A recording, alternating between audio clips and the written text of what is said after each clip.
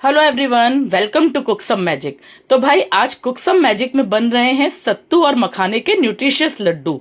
बनाने में बहुत ही आसान होते हैं, स्वाद इनका बहुत ही लाजवाब होता है। तो जो लोग कुकिंग करना पसंद नहीं करते हैं या जिनको कम आती है बनानी, तो वो लोग भी बहुत इजीली इसको बना के तैयार कर सकते हैं। तो चलिए वीडियो स्टार्ट करते हैं और बनाते हैं टेस्टी से सत्तू मखाने के न्यूट्रिशियस लड्डू।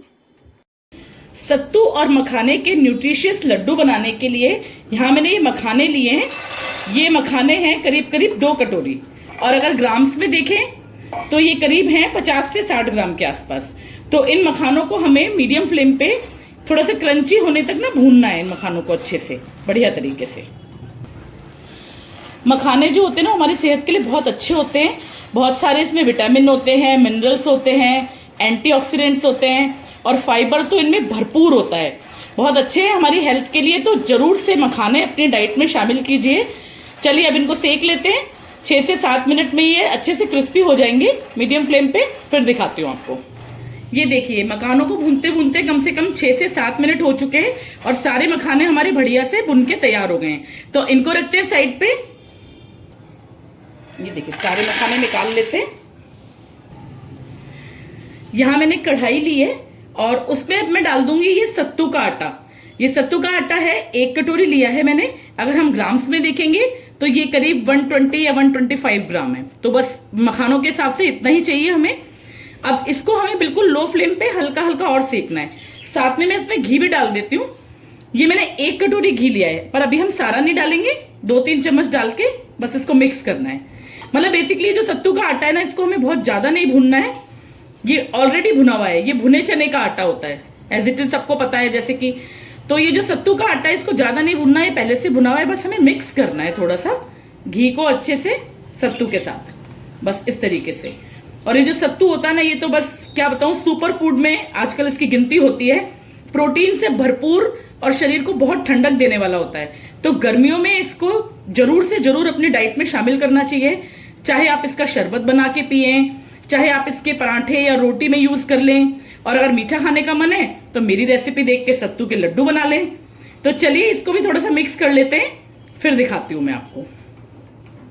बस इस तरीके से थोड़ा सा इसको मिक्स करना है घी में सारा अच्छे से। 3 से 4 मिनट लगेंगे, इसमें बहुत ज्यादा टाइम नहीं लगेगा, बस इतना भर ही चाहिए हमें।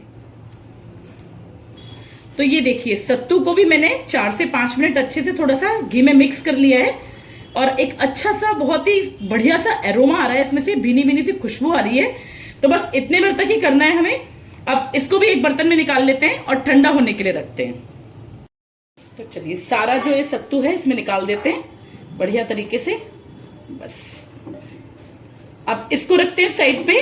अब चलते हैं आगे के प्रोसीजर की तरफ। ये देखिए मखाने भी पूरी तरह ठंडे हो चुके हैं। अब हमें क्या करना है, सारे मखाने जार में डाल के और इसको ग्राइंड करना है। ये देखिए जार में डाल के इसको अच्छे से ग्राइंड कर लेते हैं। ये देखिए मखाने ग्राइंड करके तैयार कर लिए हैं।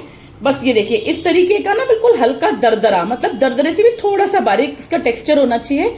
कोई मोटे चंक्स नहीं आने चाहिए, बस इसके अंदर इतना ध्यान रखना है। अगर कोई मोटे चंक्स आ जाए तो उनको साइड में हटा देंगे या दोबारा से ग्राइंड कर लेंगे। तो चलिए मखाने हमारे ग्राइंड हो चुके हैं। इन मखानों को ना हमने सत्तू का पाउडर भून के तैयार किया था ना, सत्तू का आटा, बस इसके ऊपर इन मखानों को डाल देते हैं, बस इस तरीके से।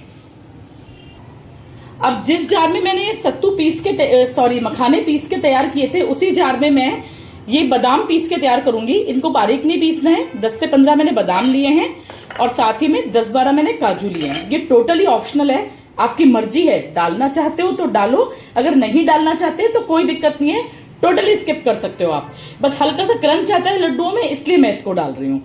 तो इनको दरदरा सा ग्राइंड करना है हमें, बिल्कुल भी बारीक नहीं करना है बहुत ज्यादा, जैसे हमने मखाने किए थे ना, बस उसी तरीके से। तो इसको भी ग्राइंड कर लेते हैं। ये देखिए ड्राई फ्रूट भी हमारे बिल्कुल ऐसे दरदरे से तैयार हो गए हैं ग्राइंड होके। और इनको भी हम इसी बोल में डाल लेते हैं जिसमें हमने मखाने और सत्तू का जो आटा डाला है उसी में, बस इस तरीके से।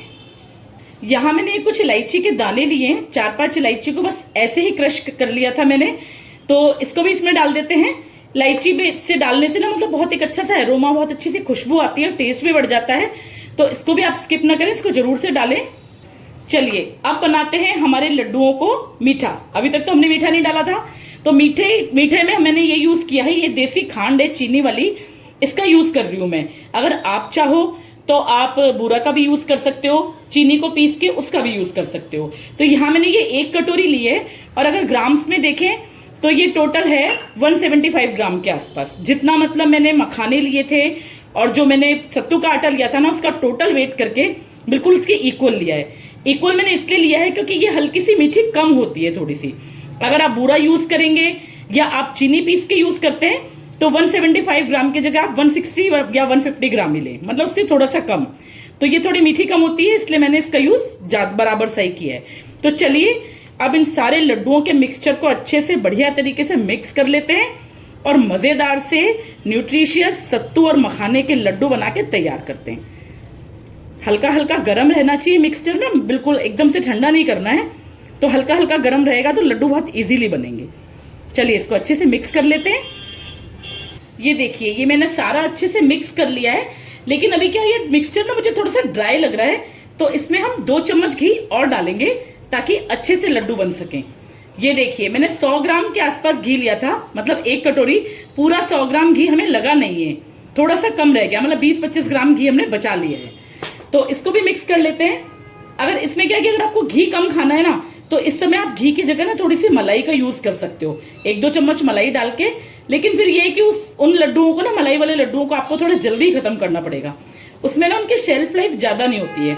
लेकिन ये जो प्रोसीजर है ना, जिस प्रोसीजर मैंने बताया है, इन लड्डुओं की शेल्फ लाइफ काफी होती है। मतलब ये लगा लो आप कम से कम 6 महीने इनको स्टोर करके रख सकते हो। मतलब कि जैसे ही गर्मियों की शुरुआत होनी है, बस लड्डू बना के रख लो और मजे से रोज 1 लड्डू खाओ पूरी गर्मी। तो ये अच्छे से मिक्स हो गया है, ये देखो ये ऐसे मुट्ठी सी बांध रही हूं तो आराम से बंध रहे हैं, कोई दिक्कत नहीं। तो चलिए बनाते हैं इनके बढ़िया से गोल गोल सुंदर सुंदर लड्डू। लड्डू बनाने से पहले आप इसको टेस्ट करके देख सकते हो। अगर आपको मीठा कम लगे तो आप इस समय थोड़ा सा और डाल सकते हो अपने टेस्ट के हिसाब से। वैसे इतना मीठा जितना मैंने बताया उतना सफिशिएंट रहेगा। तो बढ़िया तरीके से लड्डू बना लेते हैं इसके। बस इसी तरीके से टाइट टाइट दबा दबा के सारे लड्डू बांध लेते हैं। ये देखिए बस इस तरीके से। साइज अपने हिसाब से आप अपने अकॉर्डिंग छोटा बड़ा जैसे करना चाहो कर सकते हो। ये देखिए ये हो गया बन के तैयार पहला लड्डू हमारा चना सत्तू और मखाने का। तो इसी तरीके से बाकी के लड्डू भी बना लेती हूं मैं। ये देखिए बहुत इजी है इनको बनाना, थोड़ा सा ऐसे हाथ से दबा दबा के। नेचुरल लड्डू बनाने सबको ही आते हैं, क्योंकि घर में जो हमारे भारतीय घर हैं उनमें लड्डू जरूर बनते हैं। कोई भी तीज हो, त्योहार हो, गर्मी हो, सर्दी हो, अलग अलग स्पेशल तरीके के लड्डू। ये है हमारे गर्मियों के न्यूट्रिशियस लड्डू। चलिए ये एक और बन गया, ये देखिए ये देखिए। बस इसी तरीके से सारे लड्डू बना लेती हूं, फिर आपको दिखाती हूं। तो ये लीजिए बन के तैयार हैं सत्तू मखाने के न्यूट्रिशियस लड्डू। स्वाद बेमिसाल और बनाने में एकदम आसान।